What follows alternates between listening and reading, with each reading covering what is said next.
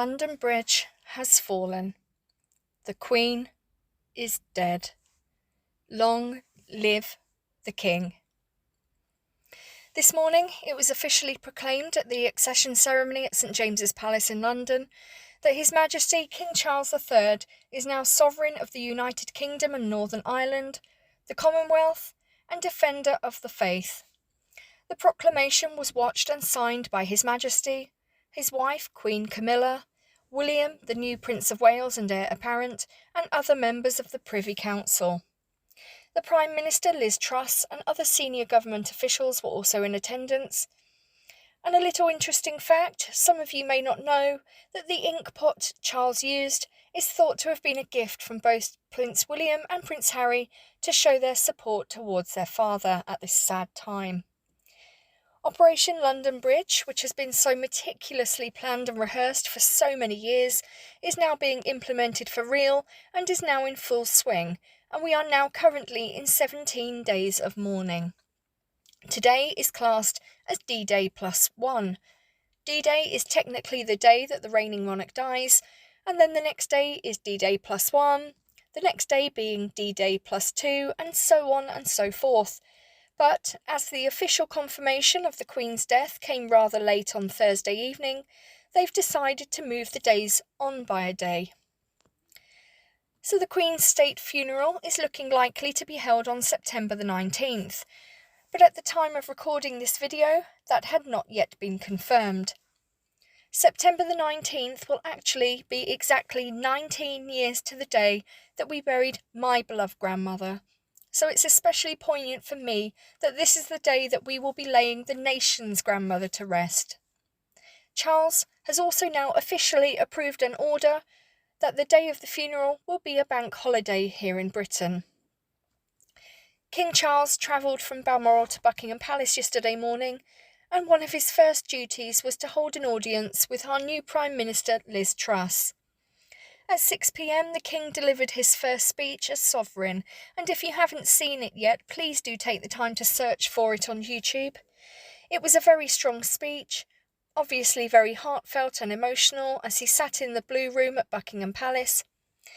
As he sat at Prince Philip's office desk with a framed photo of his mama on one side and a lamp adorned with corgi dogs on the other, he gave a very moving tribute to his dear mama, her life and her work. He also spoke of his darling wife Camilla, who is now our Queen Consort, fulfilling the wishes held by our late Queen. He talked about his pride in William now becoming heir apparent and having Catherine by his side. Harry and Meghan were also briefly mentioned, but what I found fascinating was that Charles did not use their titles. He also expressed his love for them as they continue to build their life overseas, and I honestly took that to be the clearest sign yet that there is no way back into the royal fold. And from reading the comments on my community post, and also on my Twitter and Instagram pages, most of you also share that view. The official royal website has now been updated to reflect the change in the British line of succession. William, Catherine, and their children have all been moved forward a space. Their names have obviously changed, so William and Catherine now assume the titles of Prince and Princess of Wales, and also the Duke and Duchess of Cornwall and Cambridge. Their children are now styled as Princes George and Louis of Wales and Princess Charlotte of Wales. All very standard, but something that has raised eyebrows is the fact that Harry's children have each moved forward one place higher in the line of succession, but their names remain unchanged. They are still being referred to as Master Archie Mountbatten-Windsor and Miss Lily Mountbatten-Windsor. And out of respect for Her late Majesty, I am not going to use the child's full Christian name. Under protocols and the letters patent of 1917, King George V restricted the titles of Prince and Princess to only the children and grandchildren of the current living reigning monarch, and also to the eldest son of the Prince of Wales, which is why George received the title of Prince from birth. Queen Elizabeth amended this rule to include all three of William's children, hence why Charlotte and Louis received their titles from birth. As great-grandchildren to the Queen, Archie and Lily were not eligible for any HRH titles upon their birth, and that rather blows Meghan Markle's lie on the Oprah interview that Archie was not given the title of prince purely because of the colour of his skin out of the water. As the son of a duke, Archie was eligible for the title of Earl of Dumbarton, but the rumour goes that Meghan Markle did not want her child having the word dumb in his name, and it apparently was never about the titles anyway. Yeah, right.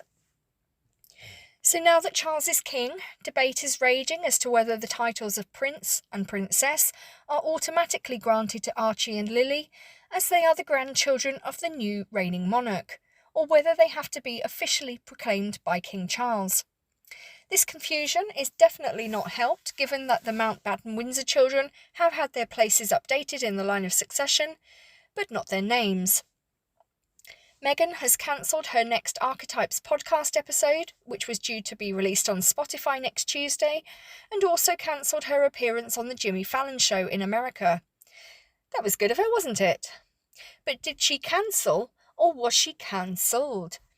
The optics would seriously not be great for her, Spotify, or the Jimmy Fallon Show if she went ahead with any form of self-indulgent media project at this time. What has happened, though, is that her Wikipedia page has recently been updated, and she is now being referred to as the daughter-in-law of King Charles III, and is being part of the House of Windsor. Oh, really? Please. Boom. It's interesting to note that any reference to her being a humanitarian and a philanthropist have now vanished, and there is no mention of her being the wife of the Duke of Sussex. Harry does, however, get a brief mention further down as being Meghan's spouse. Wow, further dissociation. Of course, Meghan may very well not have done this. It's very easy for anyone to update a Wikipedia page. Perhaps her plastic lapdog Scooby-Doo has been taken out of time out and has been allowed to play with crayons in his bedroom again. But either way, I can't imagine it hasn't been done without either Meghan's knowledge nor consent. So whilst the King and the Prince of Wales were in London today, the rest of the late Queen's children and grandchildren emerged from Balmoral Castle this afternoon to walk amongst all the floral tributes left for the Queen and to read all the cards and messages. Princess Anne emerged first with her husband, Vice Admiral Sir Tim Lawrence, closely followed by her children Peter Phillips and Zara Tyndall, who was visibly upset and wiping away tears. Behind them came the Earl and Countess of Wessex with Lady Louise also looking visibly upset, and Sophie holding her hand at one point. Prince Andrew and his daughters, Princesses Beatrice and Eugenie, also walked around, looking at the tributes to their late grandmother. Harry and his wife did not attend, as Harry flew back to Windsor early on Friday morning to rejoin his wife, who had been ordered by King Charles to stay away from Balmoral and that she was not welcome. However, this afternoon, Harry and Meghan were invited by William and Catherine to join them on a walkabout at Windsor Castle, where they also met the crowds and read the floral tributes that have been left. Reports are saying that William has extended an olive branch to Harry, but no, I don't think he has. I think the relationship between the brothers are still very much at rock bottom. But William is being the bigger person and very much following in his grandmother's footsteps by putting all the rubbish and personal feelings aside for now to come together as family at this terribly sad time. So what happens now? Well, the Queen's coffin will be moved up to the Palace of Holyrood House in Edinburgh tomorrow, where she will lie in state, and Charles is expected to return to Scotland tomorrow. On Monday, he will receive the motion of condolence at Westminster Hall, and he will then embark on a tour of the UK, starting with a visit to the Scottish Parliament and a service at St Giles Cathedral in Edinburgh. This will be attended by members of the royal family, where the Queen may be lying in state. On Tuesday, King Charles will arrive in Northern Ireland. Here he will receive another motion of condolence at Hillsborough Castle and attend a service at St Anne's Cathedral in Belfast. The Queen's coffin is expected to be flown to RAF Northolt in northwest London before being transferred to the centre of the capital and taken by hearse to Buckingham Palace. Members of the public will be able to line the route to pay their respects. A rehearsal will then take place for Operation Lion, which is the procession of the coffin from Buckingham Palace to the Palace of Westminster. On Wednesday, 14th of September, the Queen's coffin will travel from Buckingham Palace to the Palace of Westminster, and this will take a ceremonial route through the capital. There will be a service in Westminster Hall in the Palace of Westminster, where the Queen's body will then lie in state for 4 days before the funeral, in an operation code-named Operation Feather. The hall will be open 23 hours a day, every day, to members of the public. Next Friday and Saturday, heads of state from all over the world will arrive to pay their respects, whilst the Queen remains lying in state at Westminster. King Charles will travel to Wales to receive another motion of condolence at the Welsh Parliament and attend a service at Llandaff Cathedral in Cardiff. On Sunday, a reception will be held at Lancaster House near St James's Palace for funeral guests, including heads of states, governor-generals and realm prime ministers. Foreign royal family members are likely to visit the Queen's lying in state, and the King will hold another formal audience with the Prime Minister. And finally, on Monday, September 19th, it is expected that the state funeral will take place at Westminster Abbey. A 2-minute silence will be held across the nation, and Her late Majesty's coffin will be taken to the Abbey on a gun carriage pulled on ropes by sailors rather than horses. Senior members of the royal family are expected to follow behind the gun carriage. The military will line the streets and also join the procession. Processions will take place in both London and Windsor, while a committal service will be held at St George's Chapel at Windsor Castle. The Queen will then finally be laid to rest at the King George VI Memorial Chapel in the grounds of Windsor Castle, alongside her father, King George VI, who died in 1952, Elizabeth the Queen Mother, and her sister Princess Margaret, both of whom died in 2002. It is understood that Prince Philip, who passed away last year, will now also be moved to the King George VI Memorial Chapel to be reunited with his beloved wife. After his funeral ceremony in 2021, his body was taken to the royal vault within the chapel and interred until the Queen's death. Now that that day has sadly come, arrangements will now be made for the final stage of his journey so that he can rest forever with his beloved cabbage, which was his private nickname for the Queen. The mood here in Britain is palpable. There is still a very great sense of shock and disbelief mixed with overwhelming sadness. Churches have set up special books of condolence. Shops and towns are displaying images of the Queen, as well as Union Jack flags at half-mast.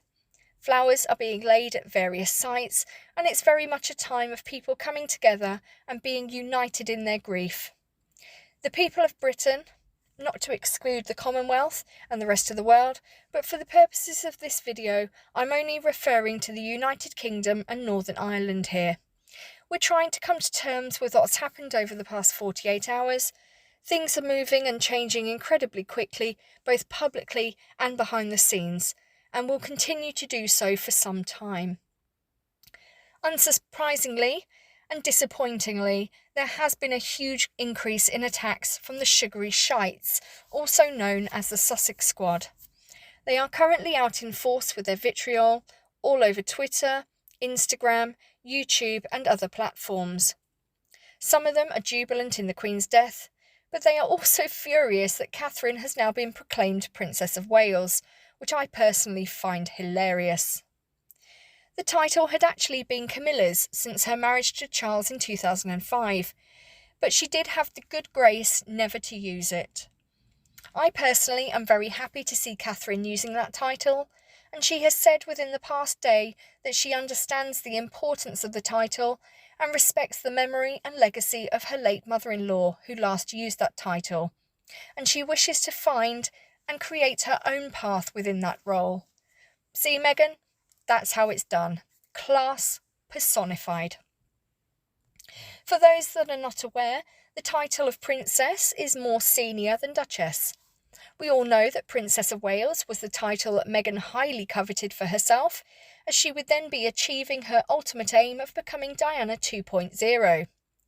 But from now on, whenever she is in the company of William and Catherine, She will always have to show respect and curtsy to them, and that is something that no doubt really sticks in her craw. It certainly does to her followers, and I, for one, am loving it. There is a small, but nonetheless growing concern at the moment with regards to Harry and his wife attending the Queen's funeral.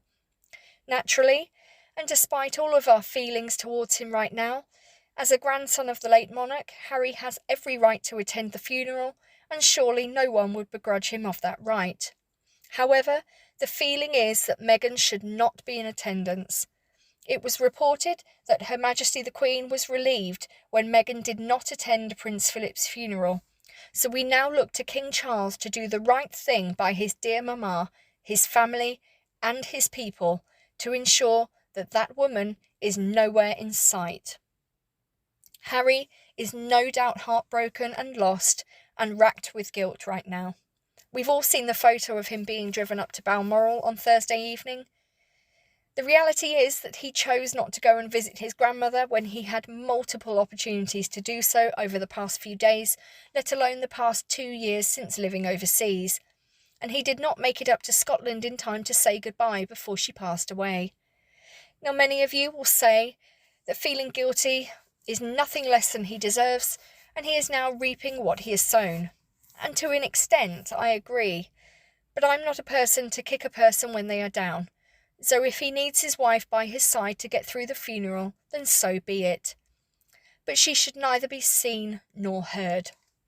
We don't want her to merch what she wears, nor do we want to see any puff PR reports in the media from sunshiny ball sacks regarding which flowers she chose for the wreath, or we don't want to see her delightful handwritten calligraphy on the note she places upon the wreath, as that's what happened immediately after Prince Philip's funeral last year, and it was in extremely poor taste. Perhaps they will be second-row royals again, just as they were during the Jubilee service at St Paul's Cathedral. Perhaps the dreamy Major Johnny Thompson will be assigned to keep his very beady eyes on them again. No doubt this will all be discussed and reported on as the week progresses. So, just before I finish, here's something to hopefully make you smile that I posted on my Twitter and my YouTube community page earlier. The Queen has been spotted in clouds above Telford in England, in addition to the rainbows over Windsor Castle and Buckingham Palace, all on the day of her death. Now, whether you believe in signs or not, it does seem a rather eerie but beautiful coincidence, a message from the Queen that she will never truly leave her people and will always be watching over us. As ever, please do like, share and subscribe if you haven't already. Please leave your comments below, but do also please remember to be tolerant and respectful of others at this time and always, especially if you do not necessarily share their opinions. Emotions are understandably running very high at the moment, and it is easy to misunderstand people's comments or viewpoints. So from me, Duchess of Monty Shit Show, please take care, and I'll speak to you all very soon. Bye.